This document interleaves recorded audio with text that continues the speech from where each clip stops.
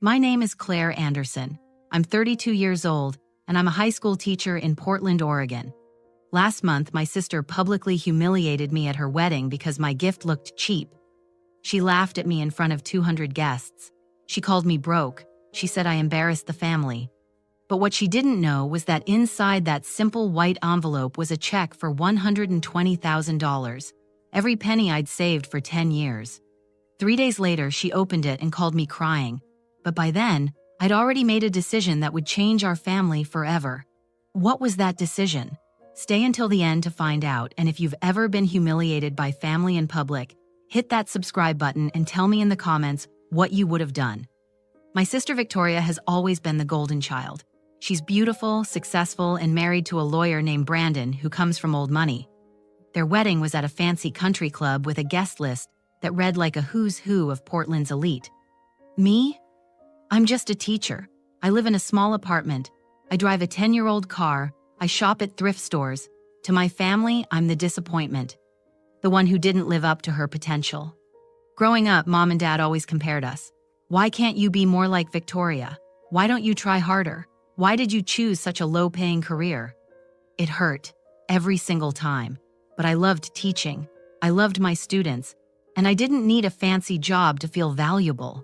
Still, I wanted to do something special for Victoria's wedding. She was my sister after all. Despite everything, I loved her. So I saved. For 10 years, I put away every extra dollar. I skipped vacations. I didn't buy new clothes. I ate ramen more nights than I can count. I tutored students after school. I worked summer programs. All of it went into one savings account. By the time Victoria announced her engagement, I had $120,000 saved. I decided to give it all to her as a wedding gift, a down payment for a house, a safety net for their future, something truly meaningful. But I didn't want to make a big show of it. I'm not that kind of person. So I wrote a check, put it in a simple white envelope, and planned to give it to her quietly. I didn't know that decision would lead to the most humiliating moment of my life. The wedding was beautiful. Victoria looked like a princess in her designer dress. The venue was decorated with thousands of white roses. A live band played. The food was catered by some famous chef. Everyone there was dressed in expensive clothes. The women wore jewelry that probably cost more than my car. The men had watches that sparkled under the lights. I wore a simple blue dress I'd found at a consignment shop. It was pretty, but nothing compared to what everyone else had on. I felt out of place from the moment I arrived. During the cocktail hour, I went to the gift table. It was covered with elegant boxes wrapped in gold paper and silk ribbons, crystal vases, fancy bags from high-end stores. Everything looked expensive and perfect. I pulled out my white envelope. It looked so plain next to everything else. For a moment, I hesitated. Should I have wrapped it differently? Should I have put it in a fancy card? But the check inside was what mattered, not the packaging. I set it on the table and walked away. What I didn't see was Victoria's maid of honor, Chelsea, watching me. She picked up my envelope, looked at it, and laughed. Then she showed it to the bridesmaids standing nearby. Everything was fine until the reception started. I was sitting at a table in the back with some distant cousins I barely knew. We were eating salad and making small talk. Then Victoria stood up to give a speech. She thanked everyone for coming. She talked about love and family and new beginnings. And now, she said with a big smile, I want to take a moment to acknowledge all the wonderful gifts we received. Brandon and I are so blessed to have such generous friends and family. She started listing gifts. The Montgomerys gave us a set of fine china from France. The Hendersons gifted us a weekend at their beach house. The Parkers bought us that beautiful crystal chandelier we registered for. Everyone clapped after each announcement. People were smiling and toasting with their champagne glasses. Then Victoria's eyes landed on my table. Her smile changed. It became something else, something cold. Of course, she said, her voice dripping with fake sweetness. Not everyone can afford expensive gifts. And that's okay. We appreciate every gesture, no matter how small.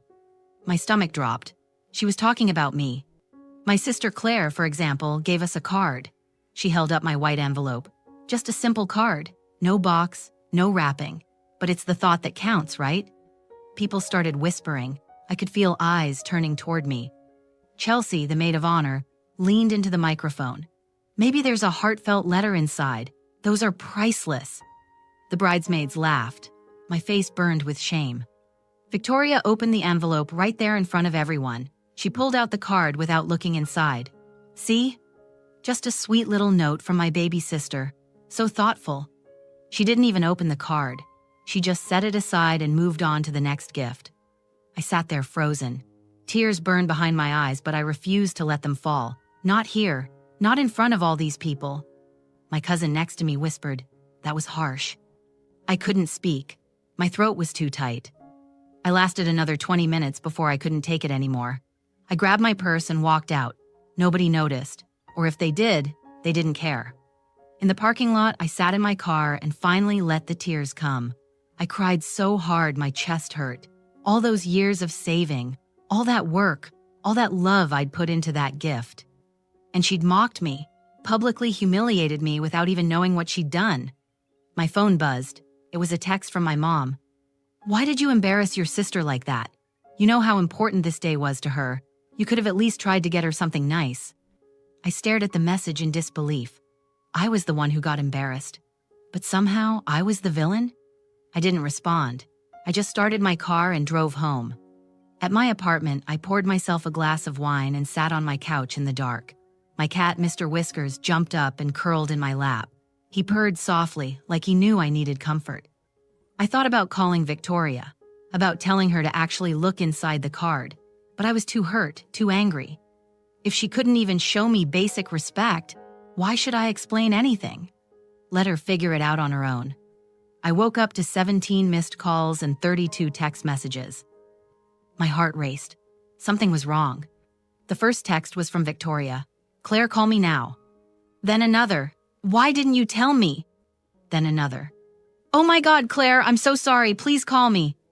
My mom had texted too. "Claire, Victoria is hysterical. What did you do?" What did I do? I gave her $120,000 and she mocked me for it. I made coffee and finally called Victoria back. She answered on the first ring. "Claire. Oh my God, Claire, I'm so sorry. I'm so sorry." She was crying, sobbing actually. "What happened?" I asked coldly. "The check." I didn't see the check. I opened the card this morning while we were packing for the honeymoon in Claire. "Claire, it's $120,000. How? How did you save this much?" 10 years, I said simply. "I've been saving for 10 years. She sobbed harder. "And I made fun of you, in front of everyone. Oh God, what did I do?" "Yeah," I said. "You did." "Claire, please. I'm so sorry. I was just trying to be funny. I didn't know." "You didn't know because you didn't bother to check," I interrupted. "You saw a simple envelope and assumed it was worthless, just like you've always assumed I'm worthless." "That's not true." "Isn't it?" I asked. "Be honest, Victoria. When was the last time you asked about my life? When was the last time you showed any interest in what I do? You've always looked down on me. This was just the first time you did it in front of 200 people. She was quiet. Then, in a small voice, she said, "You're right. I've been a terrible sister." "Yeah," I said. "You have." Over the next few days, I got calls from everyone. My parents, my aunts, my uncles, even my grandmother. Everyone wanted me to forgive Victoria, to let it go, to move on. "She made a mistake," Mom said. "She feels terrible." "It was just a joke that went wrong," Dad added. "You know how weddings are. Everyone's stressed." But I wasn't ready to forgive. The humiliation was still too fresh, the hurt too deep. Victoria kept texting, "Please, Claire, let me make this right. I'll pay you back. I'll do anything." I finally responded, "I don't want the money back. It was a gift, but I need space right now." "How much space?" she asked. "I don't know. I'll let you know when I'm ready to talk." She didn't text again after that. My best friend Chloe came over with wine and pizza. She'd been at the wedding and saw everything. "I wanted to throw my drink at her," Chloe said. "The way she talked about you, it was disgusting." "Thanks for having my back," I said. "Always, so what are you going to do?" I sighed. "I don't know. Part of me wants to cut her out completely, but she's my sister. I keep hoping she'll change." "People don't change unless they have a reason to," Chloe said. "Maybe this is her reason." A week after the wedding, videos started appearing online. Someone had recorded Victoria's speech and posted it on social media. The caption read, "Entitled bride mocks sister's wedding gift. Doesn't realize it's $120,000. The video went viral. Millions of views, thousands of comments. What a horrible sister. Imagine being that ungrateful. I hope Claire takes that money back. This is why you don't judge a book by its cover." People started tagging Victoria in the comments. Her Instagram, her Facebook, her LinkedIn, everywhere. Strangers were messaging her, calling her names, telling her she didn't deserve such a generous gift. She made all her accounts private, but the damage was done. My phone wouldn't stop ringing. News outlets wanted interviews. Talk shows wanted me to come on and tell my story. I said no to all of it.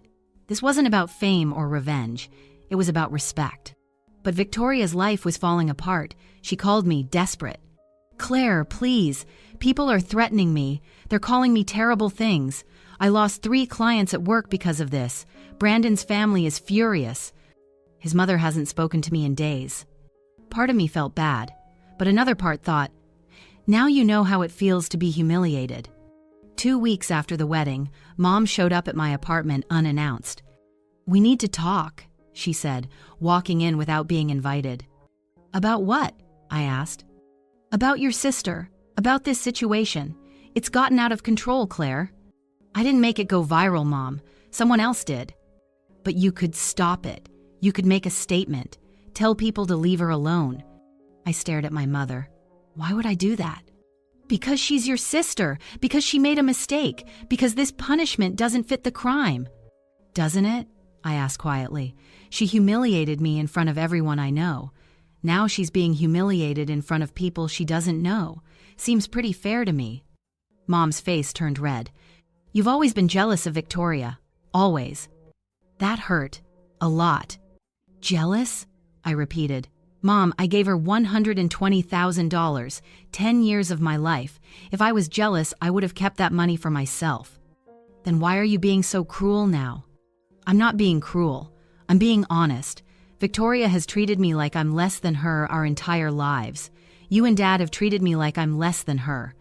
And when I finally do something generous, something from the heart, I get mocked for it. So forgive me if I'm not rushing to make her feel better." Mom stood up. "You're being selfish, Claire. I raised you better than this." "No," I said. "You raised me to accept being second best. I'm done with that." She left without another word. I sat on my couch, shaking. Standing up to my mother was harder than standing up to Victoria. But it felt good, like I was finally choosing myself. A month after the wedding, Victoria showed up at my apartment.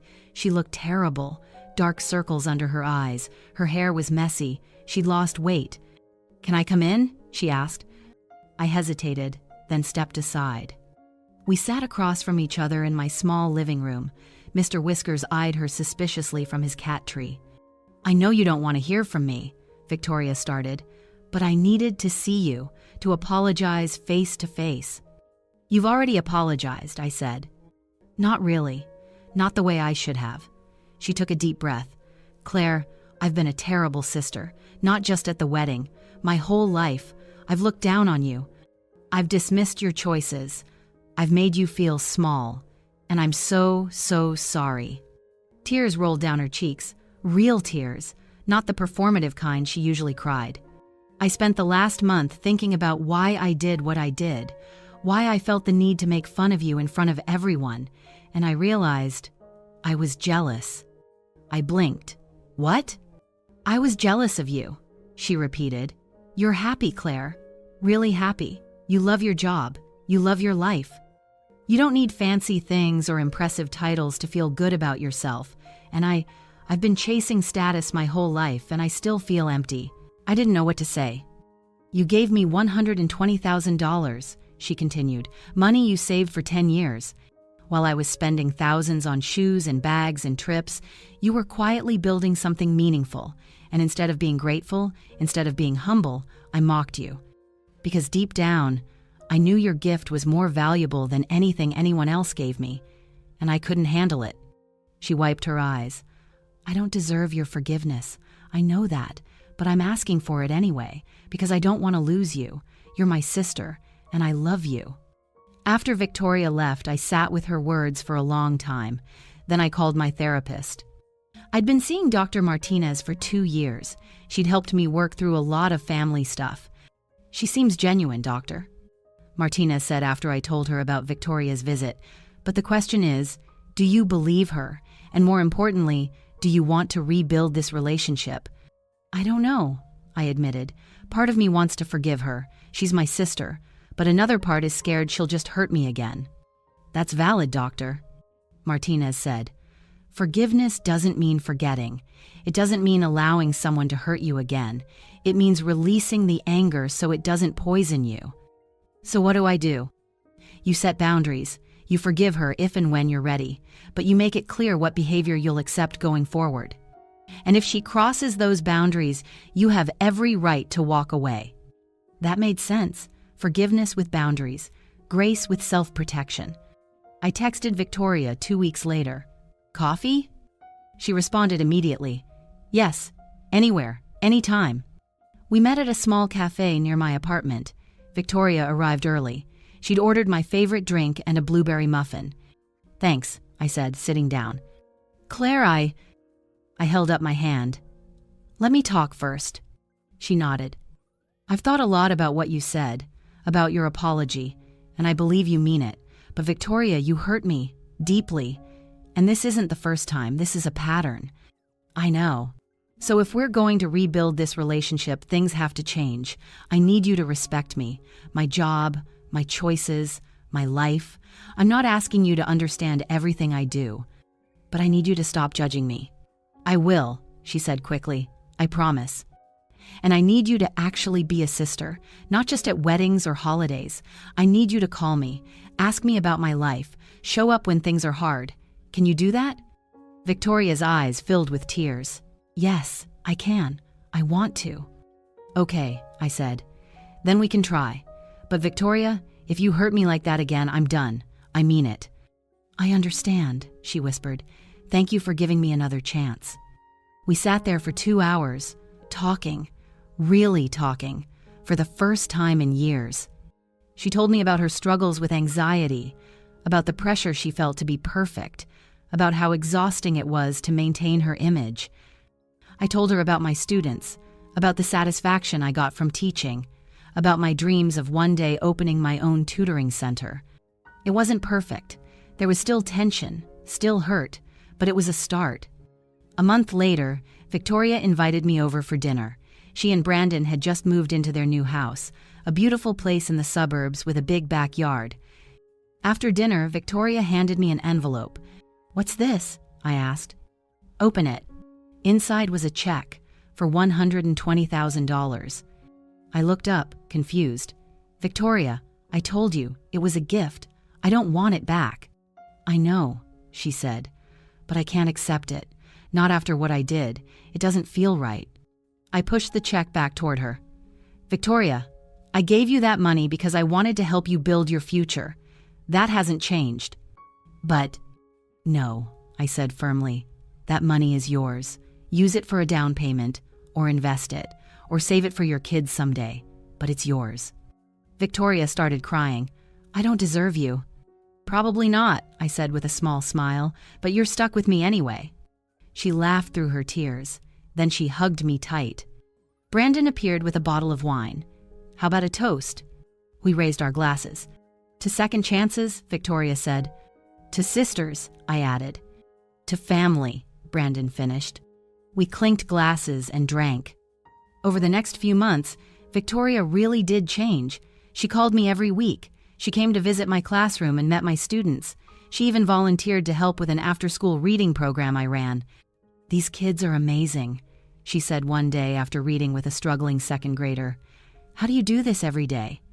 "Because it matters," I said. "These kids need someone to believe in them." Victoria looked at me with something I'd never seen before: respect. "I get it now," she said. "Why you chose this, why you're happy, you're making a real difference." That meant more to me than any apology ever could. She also started being honest about her own struggles. She admitted that her marriage wasn't perfect, that Brandon worked long hours and they barely saw each other. that her high-pressure job left her exhausted and anxious. "I thought having more would make me happy," she said, "but it just made me more stressed." "So what are you going to do?" I asked. "I'm thinking about scaling back at work. Maybe going part-time. Brandon and I are talking about what really matters to us." "That's good," I said. "Life's too short to be miserable." The biggest surprise came from my mother. 3 months after the wedding disaster, she invited me to lunch. We met at her favorite restaurant. She looked nervous, which was unusual for her. "I owe you an apology," she said before we even ordered. I almost dropped my water glass. "What?" "I've been thinking about what you said, about how your father and I treated you. And you were right, Claire. We did make you feel less than Victoria. And that was wrong." I didn't know what to say. In 32 years, my mother had never apologized to me. "I think we pushed you toward practical things because we were scared," she continued. "Your father and I both came from nothing. We worked so hard to build a comfortable life. And when you chose teaching, we worried you'd struggle, that you'd be poor, that you'd regret it." "But I'm not unhappy, Mom," I said softly. "I'm actually really happy." "I know that now," she said. "Watching you these last few months, seeing how Victoria's changed because of you, I realize you were right all along. Success isn't about money or status. It's about being true to yourself." Tears filled my eyes. "That means a lot, Mom." "I'm proud of you, Claire. I should have said that a long time ago." We hugged, and for the first time in years, it felt real. 6 months after the wedding, I decided to make a public statement. The viral video was still circulating, and people were still harassing Victoria online. I posted a video on my social media. I kept it simple. "Hi everyone, I'm Claire, the sister from that viral wedding video. I wanted to give you all an update. My sister Victoria and I have worked through what happened. She's apologized, we've set boundaries, and we're rebuilding our relationship. I'm asking everyone to please stop harassing her. People make mistakes. What matters is that we learn and grow from them. Thank you." The response was overwhelming. Thousands of supportive comments, people sharing their own stories of family conflict and reconciliation. Victoria shared my video with her own message. "My sister is the strongest, most gracious person I know. I'm lucky she gave me a second chance. Let this be a reminder to appreciate the people who love you, even when you don't deserve it." The hate comments slowly faded. The story became less about shame and more about redemption. A year after the wedding, Victoria threw me a surprise party.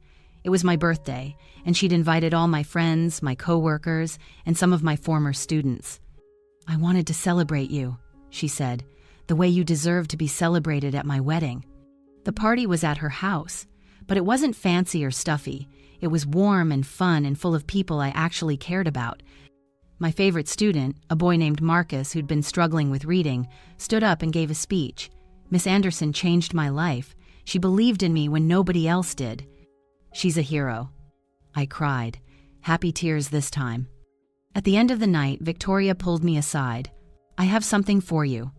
She handed me an envelope, not a check this time, a deed. "What is this?" I asked.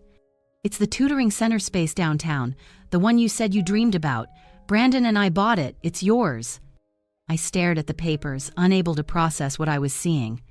"Victoria, this is too much." "No," she said firmly. "It's not enough. You gave me $120,000 and asked for nothing in return. Let me do this for you. Let me help you build your dream." I hugged her so tight I thought we'd both fall over. "Thank you," I whispered.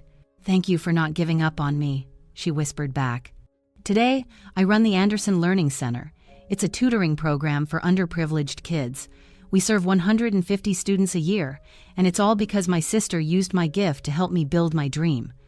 Victoria and I are closer than we've ever been. That humiliation was a turning point that forced us to rebuild our relationship honestly. So let me ask you, if your sister humiliated you after you gave her $120,000, would you forgive her or cut her off?